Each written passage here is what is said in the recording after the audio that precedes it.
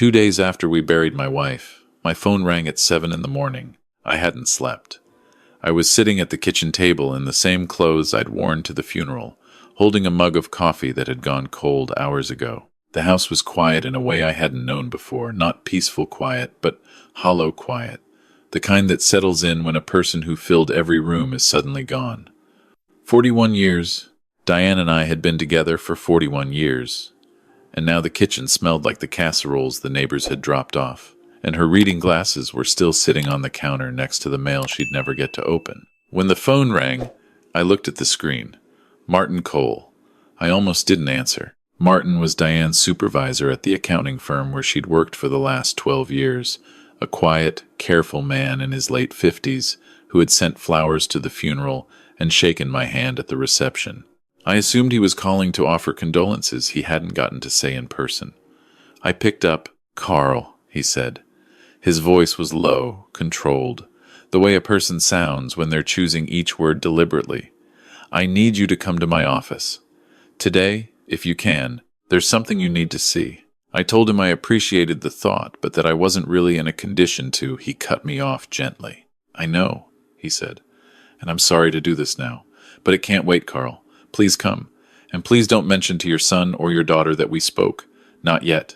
I sat there for a long moment after he hung up, staring at the window. The yard looked gray.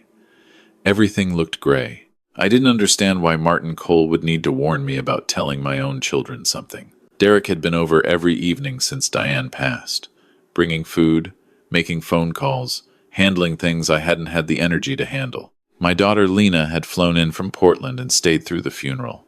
They were grieving too. Whatever Martin wanted to show me, it probably had nothing to do with them. But something in his voice made me put on a clean shirt. Martin's firm was a 20-minute drive downtown. I'd been there maybe twice in 12 years, for holiday parties Diane had dragged me to.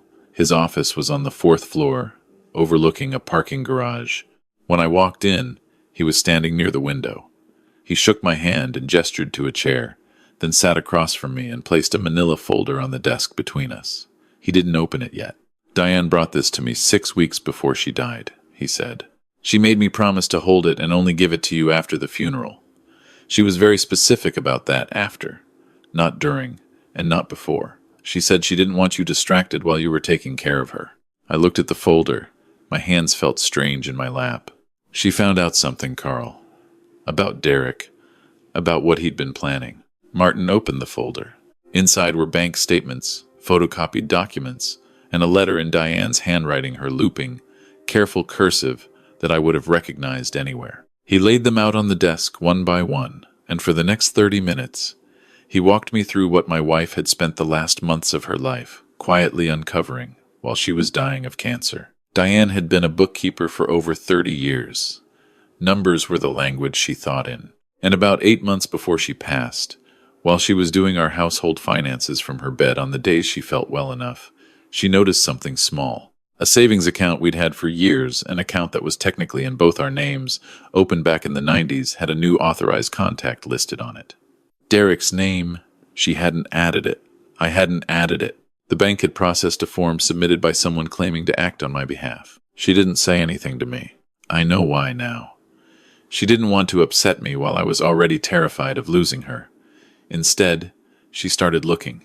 What she found over the next few weeks, from her bed, with her laptop and a telephone, and the instincts of a woman who had caught accounting errors that other people missed for 3 decades, was a quiet, methodical plan to strip me of nearly everything we'd built together.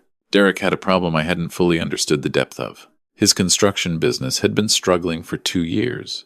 He and his wife Sasha had refinanced their house twice. He owed money to 3 different creditors, at least one of whom Diane had discovered was not the kind of creditor who sends polite letters. He needed money, a significant amount of it, and he needed it faster than I would naturally provide it. The plan, as best Diane had pieced it together, was built around a document called a durable financial power of attorney. If Derek could get me to sign one, or if one could be signed in my name, he would have legal authority to make financial decisions on my behalf, to sell assets, to transfer funds, to manage my retirement accounts. He had been working with a notary Diane had traced to Sasha's cousin, A form had already been prepared. It was in the folder. My name was typed on the signature line, and in the space below it, there was a practice version, the same form, filled out in handwriting that was meant to look like mine. I sat there reading it, and I felt like the room had tilted. "There's more," Martin said. 2 weeks before Diane died, Derek had contacted a real estate investor, not a realtor, an investor about our house. The house Diane and I had lived in for 27 years, where we'd raised both kids, where the backyard still had the hooks screwed into the oak tree from a tire swing Derek himself had begged for when he was 8 years old. The investor had replied. The reply was in the folder, too. Derek had described himself as the owner's representative and said the owner was transitioning to assisted living and motivated to sell quickly. I was 67 years old. I drove myself to the grocery store twice a week and had just replaced the gutters on that house in September. I realized I was gripping the edge of the desk. The last thing Martin showed me was Diane's letter. He slid it across and left me alone to read it. She had written it in the careful, measured way she did everything. But I knew her well enough to feel what was underneath the words. She wrote that she had gone back and forth about telling me while she was still alive. She'd been afraid of what it would do to me, not just the grief of what Derek had planned, but the shame of it. The particular humiliation of a father discovering his son had been counting the days. She wrote that she hadn't wanted my last memories of caring for her to be poisoned by this, so she had gathered everything she could find, given it to Martin, and trusted that he would put it in my hands at the right moment. She wrote, "I'm sorry I couldn't fix this for you. I tried to give you what you'd need to fix it yourself. You were always the stronger one, even when you didn't believe it. I love you. Take care of the garden. The roses need to be cut back before first frost." I folded the letter and sat quietly for a while. Martin didn't rush me. When I got back to my car, I sat in the parking garage for a long time. I thought about the past several months. Derek stopping by more often than he ever had before. Bringing dinner, asking questions about finances, I'd answered, without thinking, the mortgage balance, the retirement accounts, whether we'd updated the will. I'd thought he was being attentive. I'd thought grief was bringing him closer. I'd been so consumed with watching my wife disappear that I had watched nothing else. I thought about a Sunday 3 months before Diane died, when Derek had spread some papers on the kitchen table and said he needed my signature on a few things related to a joint investment account. I'd been exhausted. I'd almost signed.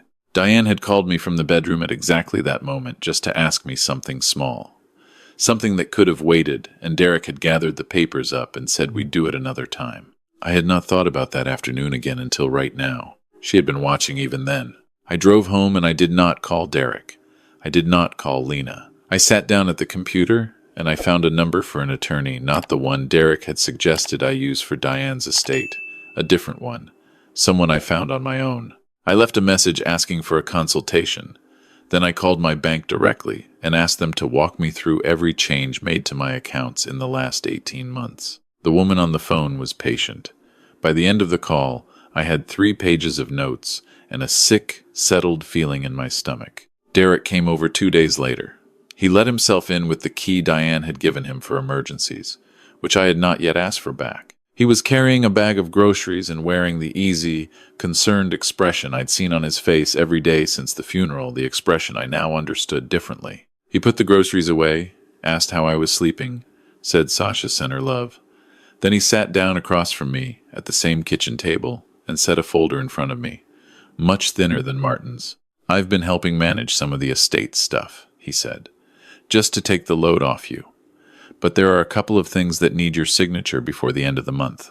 I looked at the folder. I didn't touch it. "What's in it?" I asked. He explained it the way you explain something to someone you expect not to understand simply, with a slight undertone of patience that wasn't quite patience. A financial management form. A document authorizing him to coordinate with the estate attorney. "Standard stuff," he said. "Just paperwork."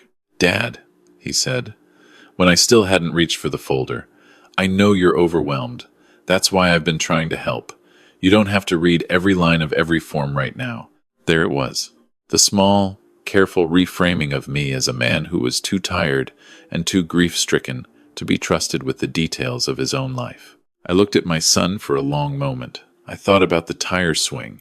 I thought about the afternoon I'd sat in the hospital hallway outside the room where Diane was receiving her first round of chemotherapy And Derek had called to ask if I needed anything, and I'd cried in a way I hadn't cried since I was a child. And he'd stayed on the phone with me for an hour. I thought about all the versions of him I'd known, and how I was sitting across from a version I didn't recognize, and how the worst part wasn't the betrayal, but the fact that I still loved him anyway, and didn't know what to do with that. "I'm going to have my attorney look at them first," I said. Something shifted in his face, just briefly. Then the concerned expression returned. "Of course," he said. "That makes sense. I'll leave them with you." He left 20 minutes later, and I stood at the window and watched his car pull out of the driveway, and then I called the attorney. Over the next 3 weeks, I learned more about what Derek had been planning than I wanted to know. The power of attorney document in Martin's folder had not been filed, which meant it existed as evidence of intent without yet constituting fraud. But the account authorization form that had already been processed at the bank was a different matter. Derek had submitted it using a form of my signature that the bank's own fraud department later confirmed did not match my signature on file. That was fraud. The real estate inquiry, in which he had represented himself as my authorized representative without being one, was fraud. The documents he'd brought to my kitchen table were not fraudulent on their face, but in context, alongside everything else, they painted a picture that my attorney described, in careful legal language, as a coordinated attempt at financial elder abuse. There was also Sasha. Lena called me during this period, confused and upset. She'd been talking to Derek, who had told her I was acting paranoid and not coping well with the grief. He'd suggested, gently, that I might benefit from having someone help me manage my finances and possibly my living situation. He'd used the phrase memory concerns in a way that was vague enough to deny but specific enough to plant a seed. Lena didn't believe him. She told me she didn't. And I think she was telling the truth, but I could hear the uncertainty in her voice, the way a person sounds when they're trying to hold two versions of someone they love at the same time. I told her to come visit. She flew in the following weekend, and I sat her down at the kitchen table and showed her everything. Martin's folder, the bank records, the attorney's analysis, Diane's letter. Lena read her mother's letter twice. Then she went to the guest room and closed the door, and I didn't hear from her for 2 hours. When she came out, her eyes were red, and she looked older than she had when she arrived. She sat back down across from me and said, "What do you need me to do?" I told her I just needed her to understand what was true. Everything else was already in motion. My attorney filed a report with the County Adult Protective Services Unit and referred the bank fraud matter to the district attorney's office. The process that followed was slow and bureaucratic, and at times felt like it would never resolve into anything real. Derek hired a lawyer. There were meetings I wasn't present for and documents I wasn't allowed to see for weeks at a time. Sasha stopped returning Lena's calls. Derek sent me a long email in which he described his actions as misguided attempts to help driven by worry about my well-being, and said he hoped I could find it in my heart to consider his intentions rather than his mistakes. I read it once, and then filed it with the rest of the documentation. 8 months after Diane's funeral, Derek pleaded guilty to 2 counts of financial fraud, the forged bank authorization, and a second form the investigation had uncovered that I hadn't even known about, related to a retirement account I'd forgotten I still had from a previous employer. Sasha was charged separately and accepted a plea as well. The sentencing was handled by a judge who was, by all accounts, not particularly moved by their attorney's argument that they had acted out of concern for an aging parent. Derek received 14 months in a federal corrections facility. Sasha received 8 months and 3 years of probation. I know some people will say that's not enough. I understand that feeling. I felt it myself when I first heard the numbers. That reflexive sense that the punishment doesn't fit the shape of what was broken. But I've thought about it differently since then. The conviction is permanent.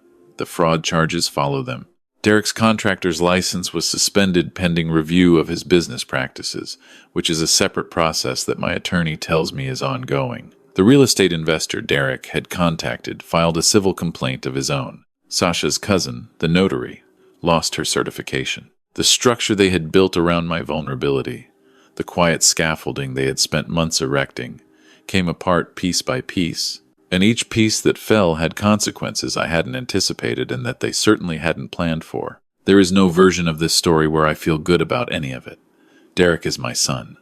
I changed that boy's diapers. I drove him to baseball practice on Saturday mornings for 6 years. I watched him graduate high school and then college, and then I danced at his wedding and I held his first daughter the day she was born. None of that disappeared. It sits inside me alongside everything else. And some days the weight of all of it together is almost more than I know what to do with. What I've come to understand in the months since, and I'm still working on this, I want to be clear about that. I don't have it figured out, is that loving someone does not obligate you to absorb the consequences of what they choose to do to you. That sounds simple. It didn't feel simple. It felt like a betrayal of its own, the decision to hold Derek accountable rather than let it go. But Diane didn't gather those documents from her hospital bed so I could let it go. She did it so I would have a choice, a real one, with real information instead of being walked off a cliff by someone I trusted with my eyes closed. I still live in the house. I cut the roses back before first frost, like she asked. The garden doesn't look the way it did when Diane managed it, but it doesn't look abandoned either. I'm learning as I go. Our neighbor Ruth, who was Diane's closest friend for the better part of 2 decades, comes over on Saturday mornings sometimes, and we drink coffee on the back porch, and she tells me what I'm doing wrong with the hydrangeas in a tone of voice that sounds so much like Diane's that it makes me smile even when I don't want to. Lena calls every few days. She's doing better than I expected, or maybe she's carrying more than she lets me see. She's like her mother that way. We don't talk about Derek often. When we do, we try to be honest with each other about how complicated it is, rather than pretending it's simple in one direction or the other. That's the best I can do for her right now. I've spoken to a few other men my age since this happened, friends. Acquaintances.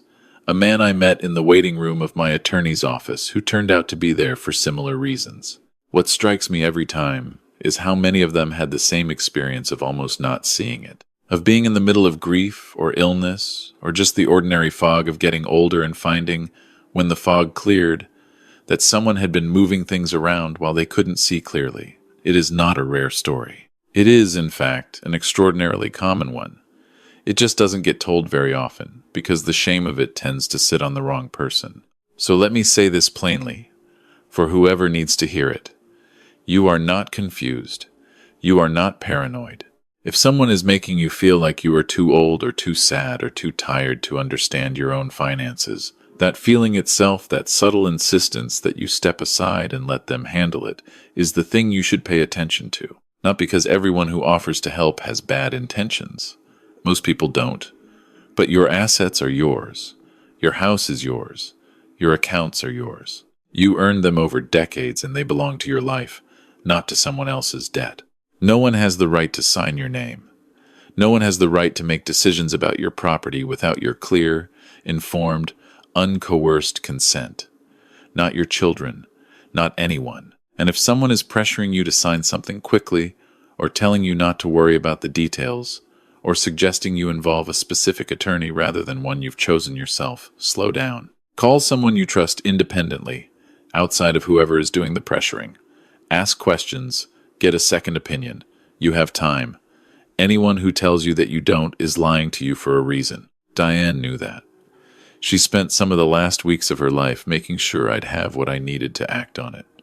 The least I can do is pass it on. She was the bookkeeper. She always caught the errors other people missed. Even at the end, even when she was tired in a way I can barely describe, she caught the one that mattered most. I think about her every morning. I think about her every time I walk past her reading glasses, which I still haven't moved from the counter. I think about her sitting up in bed with her laptop in the quiet of a Tuesday afternoon while I was downstairs making her soup, running numbers and following threads and building a case out of love, the most deliberate, careful, protective kind of love for a man who didn't even know he needed it yet. 41 years wasn't enough, but it was everything, and I am grateful for every single day of it. If you're watching this and you're wondering whether your situation warrants attention, whether what you've been noticing is real, or whether you're reading too much into things, trust that feeling. Look closely. Ask questions. Don't sign anything until you understand exactly what it says and exactly who benefits from your signature. Talk to someone outside the situation. And if the people around you tell you that your caution is a problem, remember that the only people who are inconvenienced by your caution are the people who were counting on your trust. You've earned the right to protect what you built. Use it